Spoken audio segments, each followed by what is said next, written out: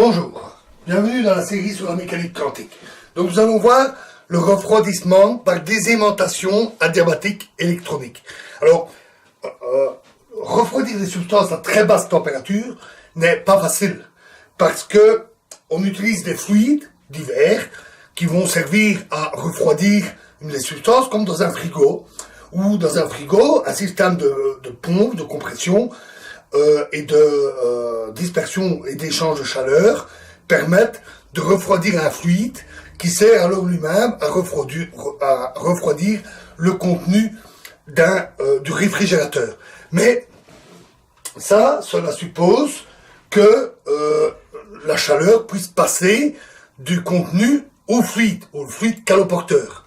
C'est pour cela qu'on a longtemps utilisé ce qui est maintenant exclu, des fréons qui ont une très forte capacité calorifique. Malheureusement, on sait que les fréons qui sont des CFC ont causé des dégâts à la couche d'ozone. Donc on a remplacé par d'autres fluides moins efficaces, mais avec des pompes suffisantes. Les frigos actuels marchent très bien. Mais malheureusement, pour que cet échange de chaleur puisse se faire, il faut que la capacité calorifique du fluide soit suffisante pour pouvoir absorber beaucoup de chaleur avec une faible variation de température. Et il se fait que plus on est à basse température, plus les capacités calorifiques sont faibles.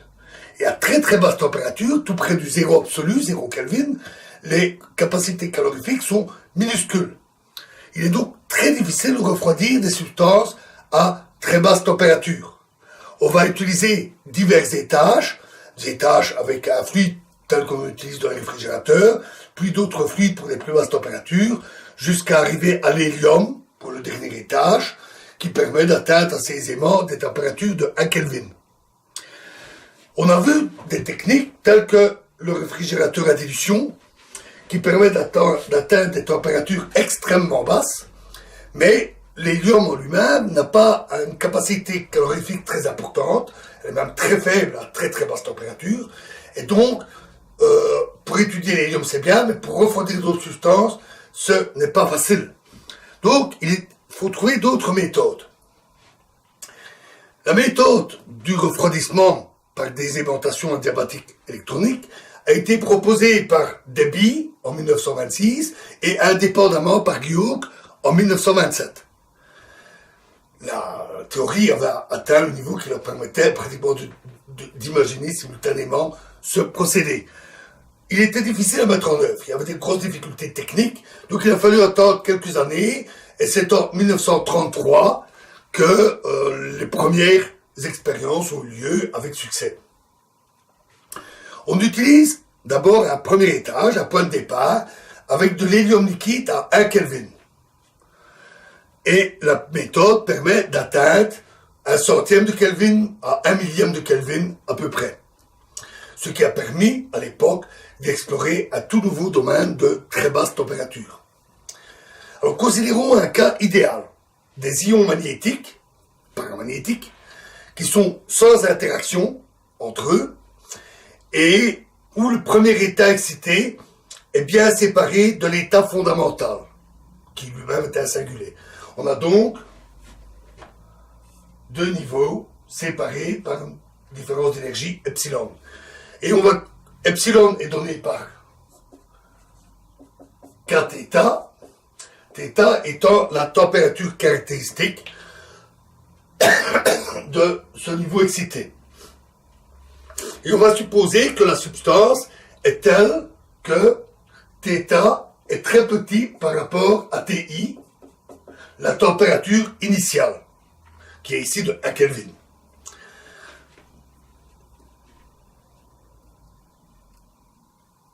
Ensuite,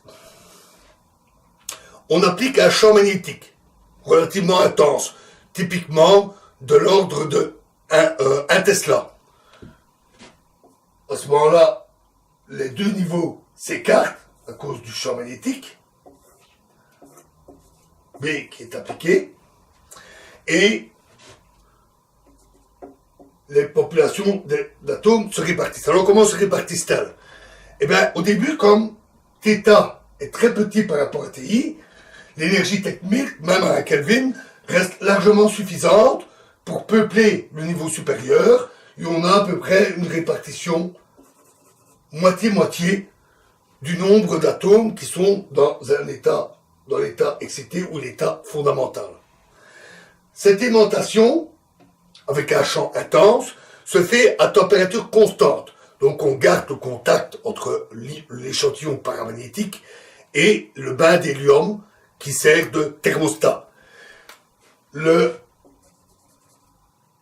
Avec ce beaucoup plus grand écart de température, le niveau inférieur, il faut beaucoup plus d'énergie pour passer à l'état supérieur, donc le niveau inférieur devient plus peuplé et le niveau supérieur devient peu peuplé. Et le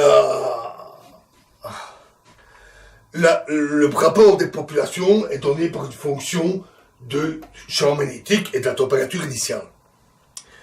Donc ici on est toujours à TI.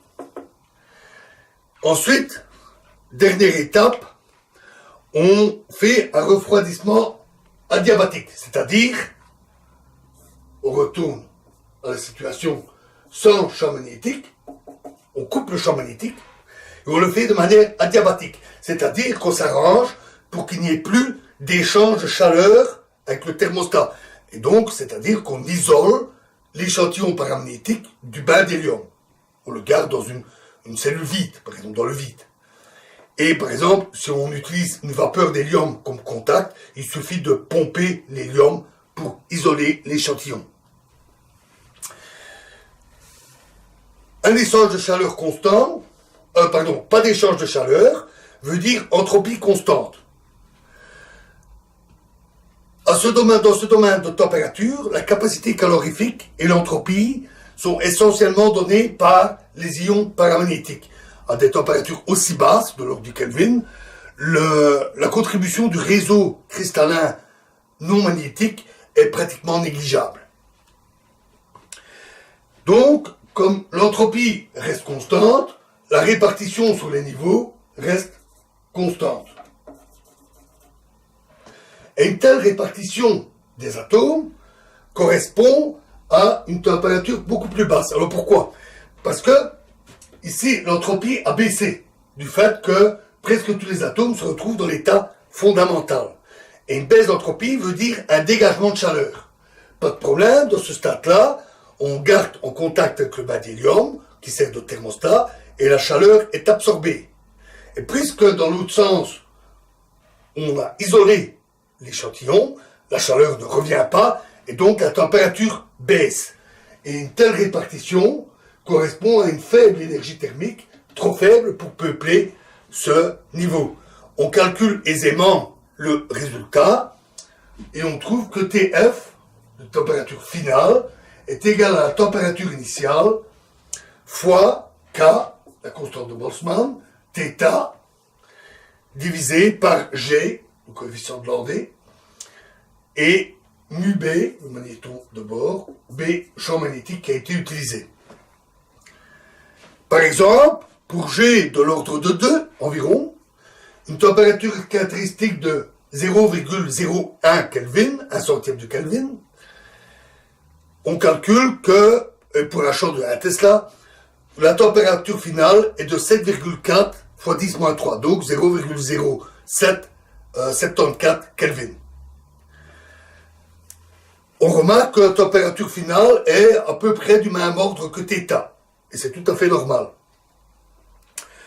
Notons en plus qu'à cette température, T égale θ, on a dans les diagrammes du paramagnétisme ce qu'on appelle une anomalie de Scotty, qui correspond à une capacité calorifique relativement élevée. Et ça, c'est très intéressant, parce que non seulement on a refroidi l'échantillon à très basse température, mais en plus, il a une bonne capacité calorifique. Donc, il peut servir à refroidir d'autres substances qui seraient placées avec lui et qu'on voudrait étudier à cette très basse température. C'est donc une méthode très utile pour obtenir des très basses températures avec toutes sortes de substances. Un petit détail. Quand la répartition devient comme celle-ci, c'est des ions magnétiques, ils ont une certaine orientation, et donc, sous l'influence du champ magnétique, la substance se magnétise. Elle obtient une certaine aimantation. Et dans la deuxième partie, puisque la répartition reste la même, l'aimantation reste la même. Donc le terme de désaimantation est faux, il est impropre. Mais malheureusement, c'est le terme consacré. On parle de désaimantation adiabatique, alors qu'on devrait plutôt dire de coupure de champ magnétique adiabatique, et non de désaimantation. Mais c'est le terme consacré. Voilà. On peut aussi étudier le diagramme anthropique, c'est-à-dire tracer l'entropie en fonction de la température.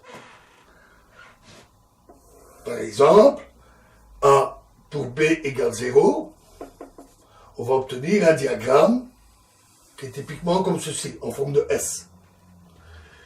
Et pour un champ magnétique de 1 Tesla, on va obtenir une courbe qui est décalée.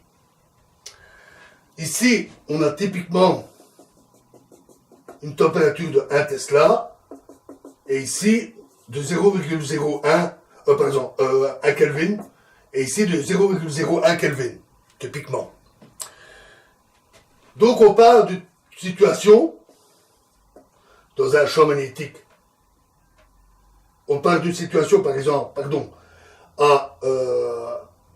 à champ nul, donc ici,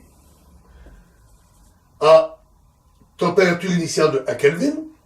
On aimante la substance à température constante, ce qui permet d'atteindre ce point-là. Et ensuite, on effectue une coupure du champ magnétique à entropie constante, ce qui permet d'atteindre ce point-là à 0,01 Kelvin. Donc ce genre de diagramme est assez pratique parce que on peut calculer ces courbes, mais on peut les mesurer expérimentalement. On peut mesurer expérimentalement les propriétés des substances, leurs propriétés en présence ou en absence d'un champ magnétique, et donc on peut tracer le diagramme ici pour des substances réelles, qui ne sont donc pas idéalisées. Donc il peut y avoir un peu d'interaction entre ions paramagnétiques, il y a une petite influence du champ cristallin, etc. Et donc, on n'a pas la situation aussi simple et aussi idéale qu'on veut, mais on peut tracer ces courbes, et alors on peut simplement, en traçant deux droites, voir quelle température va être atteinte avec la substance qui est choisie. Notons que la température finale est de l'ordre de θ. Et elle varie assez peu avec l'intensité du champ magnétique, et même avec le choix de la température initiale, simplement parce que la courbe est presque verticale à cet endroit-là. Ce qui fait que on est toujours, même si le point ici varie, on est toujours à peu près à la même température. Ce qui veut dire que pour atteindre des températures très basses, on a intérêt à choisir une température caractéristique très basse. Incidemment, il est utile aussi d'obtenir une constante de Curie assez élevée, parce qu'elle permet d'abaisser l'entropie au point initial, et donc de descendre plus bas. Mais ce n'est pas le plus important. L'important, c'est surtout d'avoir une température caractéristique faible. Qu'est-ce qu'on utilise comme substance? Alors, on peut tracer des tableaux avec les propriétés de toutes les substances. Je ne vais pas vous donner ces tableaux-là ici. Par exemple, on utilise des sels d'ions magnétiques, d'ions paramagnétiques hydratés. Donc, typiquement, des éléments de transition, hein, cuivre, cérium, gadolinium, etc. Par exemple, on va utiliser du gadolinium, du sulfate de gadolinium, c'est-à-dire Gd2SO4,3 hydraté, c'est-à-dire que pour une molécule de sulfate, on a 8 molécules d'eau qui s'organisent autour de la molécule de sulfate dans le réseau cristallin. Beaucoup de cristaux sont hydratés. Et on utilise également des ions paramagnétiques qui sont dispersés dans une substance qui est non magnétique, typiquement diamagnétique bien entendu. Et c'est pratique par exemple pour refroidir cette substance. On utilise ainsi des poudres ou d'autres formes. Pour citer un exemple, un des meilleurs ions paramagnétiques qu'on peut utiliser, c'est le cérium, ou le cérium 3+, pour l'ion. Parce que pour le cérium, le rapport entre TF, température finale, et la température initiale atteint 0,0044. Donc si on parle de 1 Kelvin, on atteint un peu plus de 4 millièmes de Kelvin. Ce qui est très bas, très froid. Voilà, pour cette technique assez ingénieuse, techniquement un peu délicate, hein, on travaille à de très basses températures, il faut utiliser des systèmes de mise en contact et d'arrêt de contact avec l'hélium, avec du pompage d'hélium, etc. C'est donc techniquement un peu difficile à mettre en œuvre, mais la technique en soi reste globalement simple, ce n'est pas un procédé d'une grande complexité conceptuelle. Simplement, c'est des domaines qui demandent des laboratoires de haute technologie. Voilà, alors, dans la prochaine vidéo, nous verrons une amélioration de ce procédé qui permet d'aller encore plus loin. Nous parlerons de la désaimantation adiabatique nucléaire. Je vous remercie.